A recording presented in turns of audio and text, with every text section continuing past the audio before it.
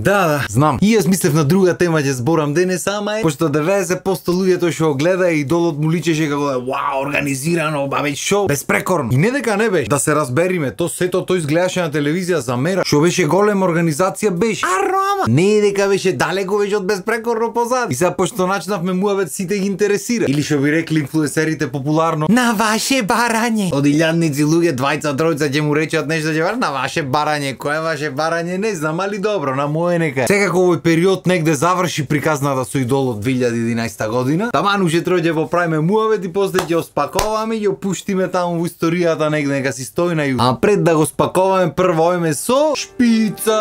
Ајде батуле.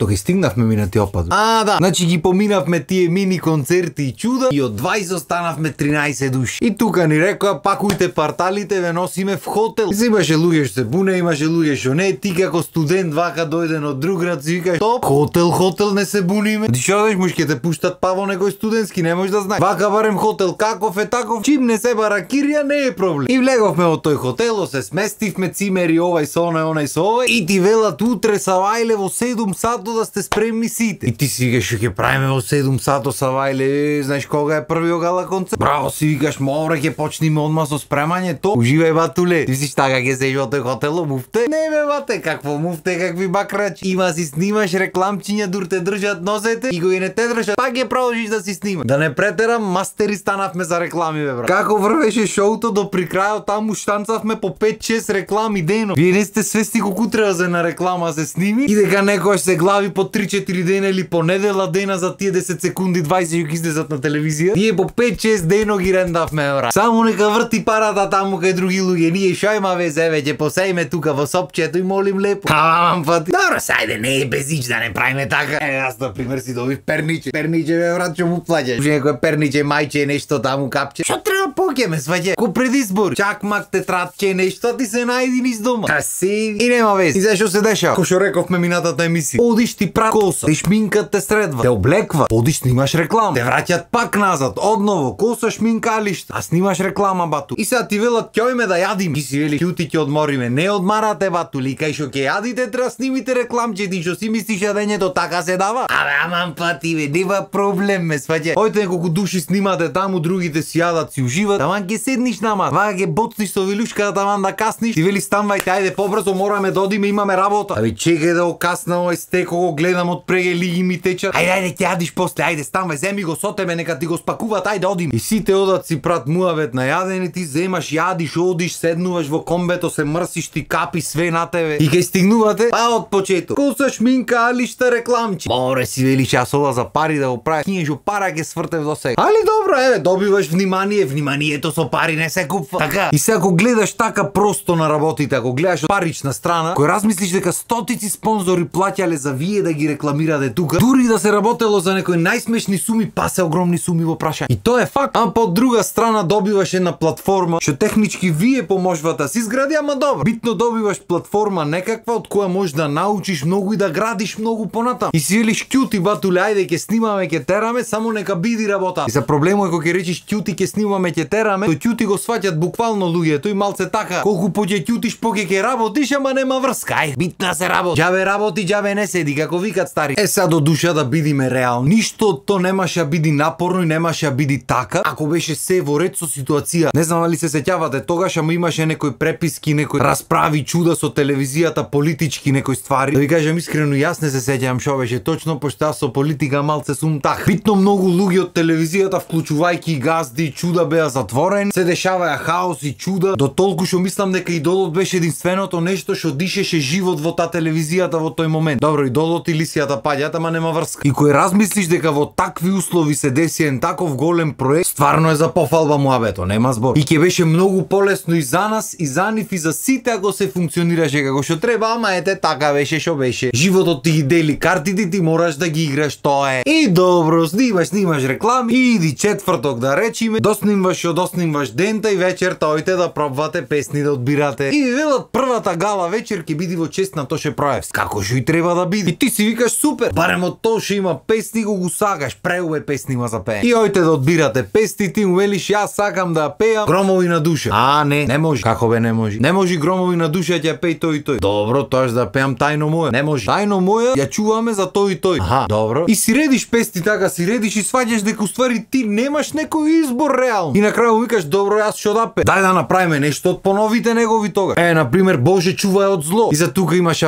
не знам, шо знам, бендот дали ќе сака да видиме што ќе биде како ќе биде. И си викаш добро ај да видим. Во меѓувреме ти дават некои други предлози, ти ова да го правиш, она го прави. Ти му викаш не, аз сакам ова песна да пеам. И добро, на крајот видовме, не видовме, та песна ќе ја пееме. И сега му викам само оригиналниот тоналитет не ми одговара, ако може малце да ја подспуштиме, пошто многу ми е висок. Да подспуштиме тоналитет?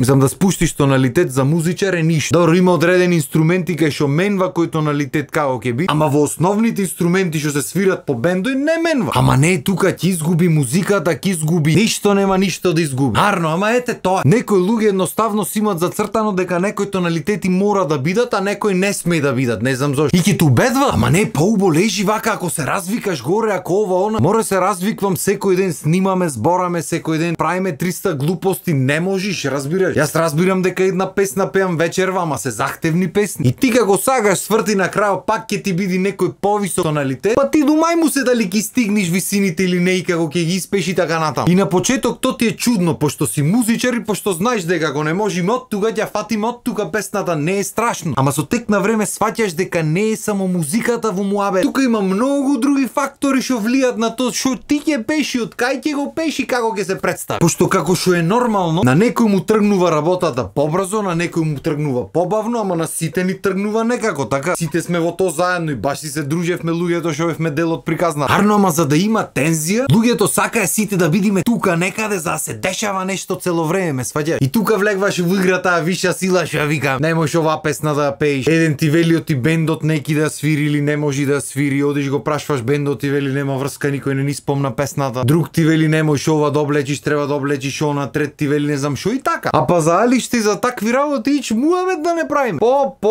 Само си ги поздравам јас стилистите и со нив имавме одлична дружба иако се немаме видено со повеќе од 100 години. Ама тогаш имаше некоја обсесија за оние тесните панталони, ага стегнати, напикани во нозете што стојат. Мислам ден денес си носат луѓето така, ама тогаш почнуваше приказна. И ако мене ми чинат панталони да речиме не знам 34-ка, карикирам, не знам како стоат бројките, ти му велиш 34-ка, тој ти носи 28-ка, овие пробај. Море не ме бери, не можам, не влегва во ногата, разбираш? Ако супер!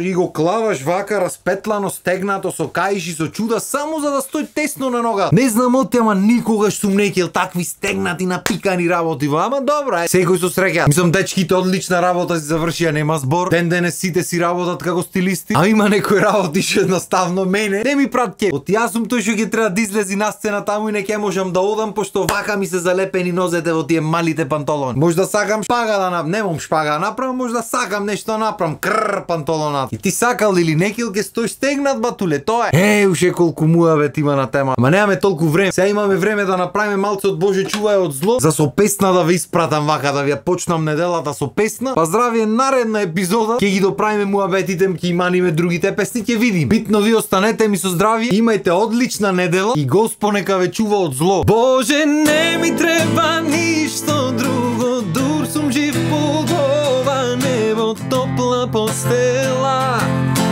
и очи што ги знам.